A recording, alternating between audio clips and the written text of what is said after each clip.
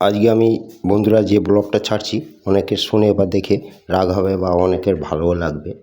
এই যেমন ধরুন রেসের ঘোড়া যদি পা ভেঙে যায় তাকে যত্ন খাতির করে রাখা হয়, রেস থেকে বাদ দেওয়া হয়, কিন্তু ফ্যামিলির যদি মেন কর্তার পা ভেঙে যায় সবাই আস্তে আস্তে গুটিয়ে নিয়ে চলে যায়।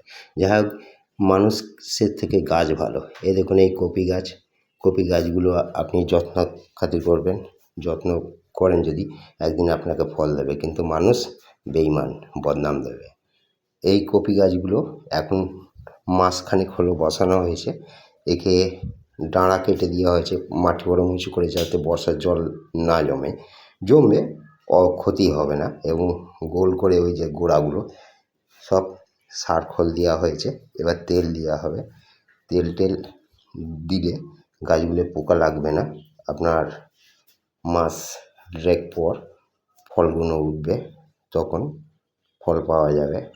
এই কপি ক্ষেতের সাইডে আরও অনেক রকম গাছ আছে।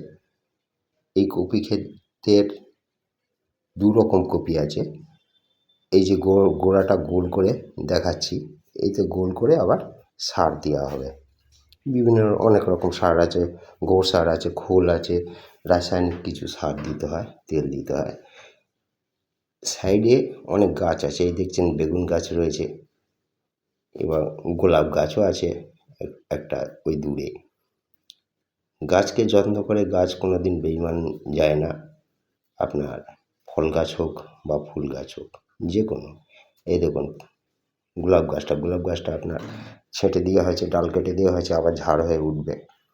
সাইডে আপনার অনেক ফুল গাছ আছে, এক সাইডে বেগুন গাছও আছে। এই বাগানটা বাড়ির মধ্যে ছোট্ট একটি জায়গা, এবং অনেক সুন্দর করেই করা হয়েছে। ভিডিওটা তাড়াতাড়িতে করা হয়েছে, অন্ধকার এসে যাচ্ছে এবং আজকে দেরিও হয়ে গেছিলো।